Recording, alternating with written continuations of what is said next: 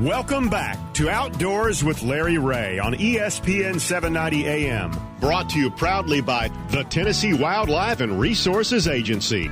Hey, good Saturday morning. Welcome back to Outdoors with Larry Ray. We're trying to hook up with Johnny McFarland because August the 22nd, busting clays for quail and the dove season warm-up for the Sporting Clays Shoot, August 22nd at the Memphis Sports Shooting Association Range out there for the Mid-South chapter of Quail Forever.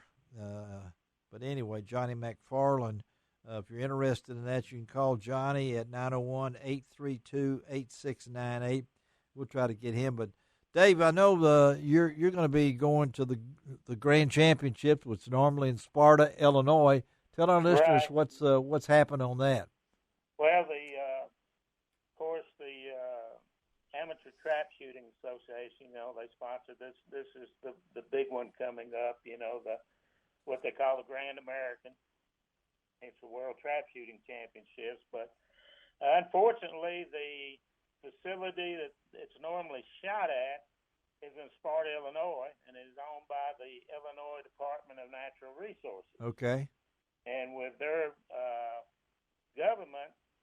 state government, putting restrictions and stuff, and mass gatherings, I guess, the number of people that get together, we've had to move the shoot this year. The guys at the governing body of the ATA has done an excellent job, and they found they're partnering with the Missouri Trap Shooting Association, and they're moving it to Lynn Creek, which is the home grounds of the Missouri Trap Shooting Association's home grounds. A beautiful club. I've been over there several times. Lynn Creek on Lake of the Ozarks. Okay. It'll be an interesting shoot because this facility is only about half the size of Sparta. Oh, okay. When you figure it's got 60 fields. Yeah. But Sparta's got 128. So it's been. It'll be interesting, to see. But they've done an excellent job, with everything. If you were a shooter and you're going, you've had to do your homework. Well, you don't expect the crowd will not be the same. I don't think the crowd, because the international contingency that usually comes, there's a lot of shooters out of Brazil. Yeah. And South Africa. In New Zealand, there's also, of course, the Canadians that come down to compete. There's travel restrictions on that. But you're still going, so you'll be over there next week. Is that right? I'll be over there next week. This tournament will go on for 10 days. Okay. But I shoot the last week of it, is what they call the Grand Week. Okay. And shoot a couple of hundred targets a day in the different events, and well, let's talk. Let's talk after you get back on the third Saturday. I've got. I'll need to line up a couple of guys to get on the segment from Tennessee that are from West Tennessee that are pretty instrumental in the trap shooting in Tennessee. Well, let's do that. And also, you had mentioned before we went on the air with you and Lance Ryder. Talk about that facility that's coming up in West Tennessee. I was talking to my good buddy Lance a little while ago, and he was up early, and he called, and he was on his way over to Buffalo Ridge, which is a new facility south of Interstate 40 over at the 143 exit, or what they call the Loretta and Lynn exit. Yeah. It's going to be a new training center and educational center, and it'll have all kinds of rifle ranges and sporting clay and shotgun ranges that they're in the process of laying out and building. But he told me they just got through constructing a range in the past month that, when you think rifle range, you think 100 yards, 200, maybe 600, out to 1,000.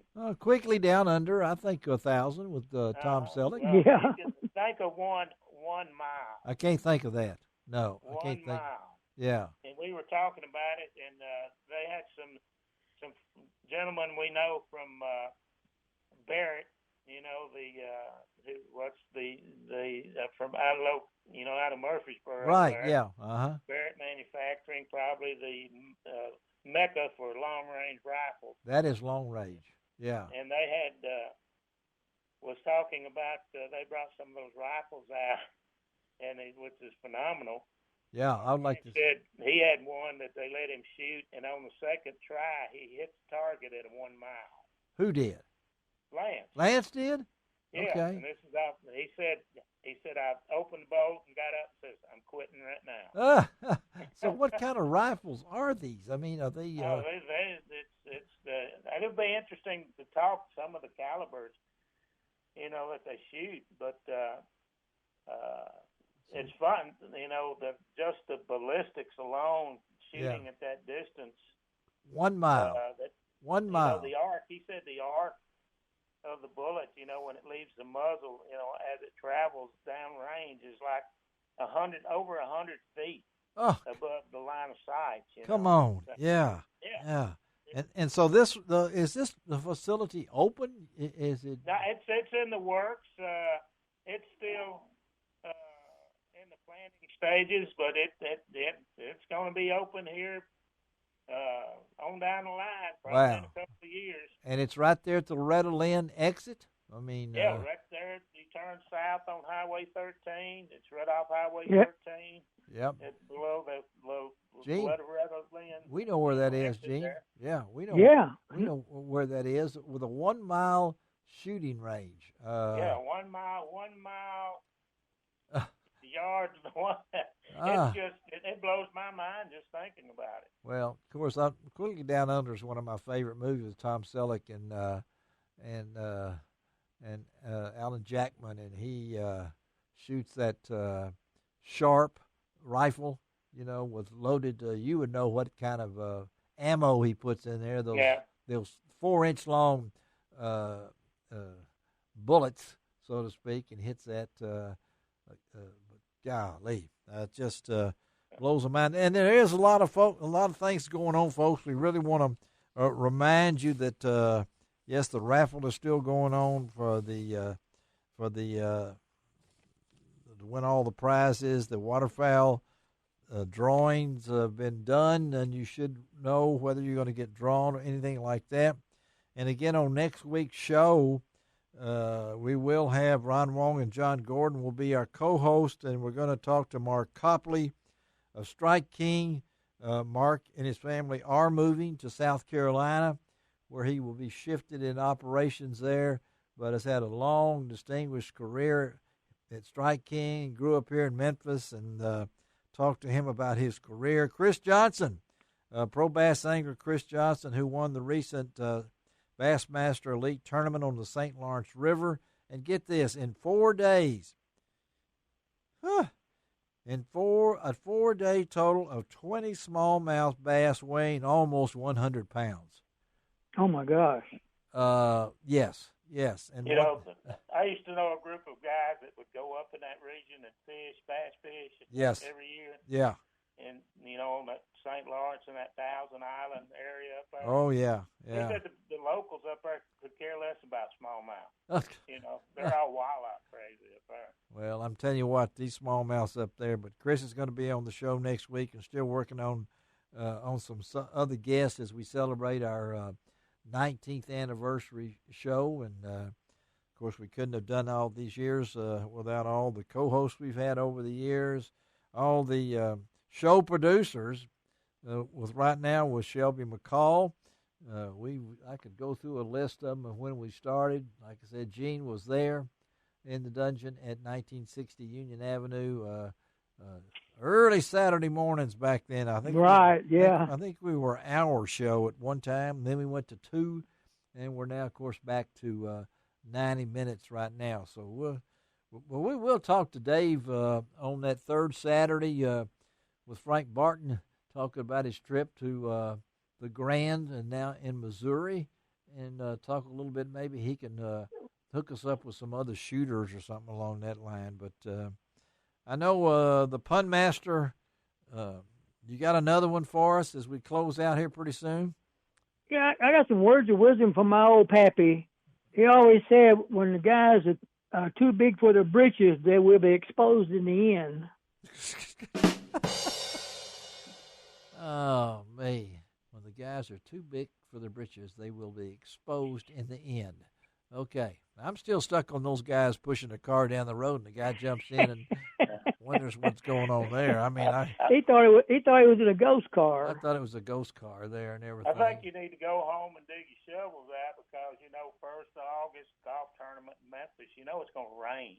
Yep, it has rained. It has rained this week, and and it's supposed to. It's been hit or miss, but Yeah. One time earlier they were talking maybe 6 inches of rain, but that's just think next week if you get 6 inches of rain over at the Diamond Crater, you might find something. That is true. You're going to ship me a shovel. Is that what you said? You're going to ship me a shovel that I can use? Yeah, I'll have to. I've got an old one out there. I'm going to have to cut the end of it off for you and make sure it fits. Well, if it'll help my golf game, I'll do anything at all about that. We're trying to hook up some folks also with a new golf course. We're going to have some try to expand Outdoors with Larry Ray. A lot of folks have asked us about some golf news. Golf is played outside. We might do that. Hey, it's outdoors. It is outdoors. It is outdoors, and we may do that if everything goes right. But got some great shows coming up down the line. Thank you, Shelby McCall, for taking care of all the calls. We'll try to hook up with Johnny McFarland. It's not like Johnny to miss his spot. No, not like he's probably out mowing his yard and forgot. He probably found somebody buying breakfast. He probably did. Now that he's retired from the district attorney office, he could probably do that. But Dave Gabbard, thank you for being here. And Gene Smith, thank you for being here. Yes, sir. You're not here, but you're here in spirit. I'm here. And here in spirit. So let's do it right now. I'm virtually here, I guess. Virtually here. Let's do it right now. It doesn't cost an extra cent to be a good sport. And what else? God bless the USA.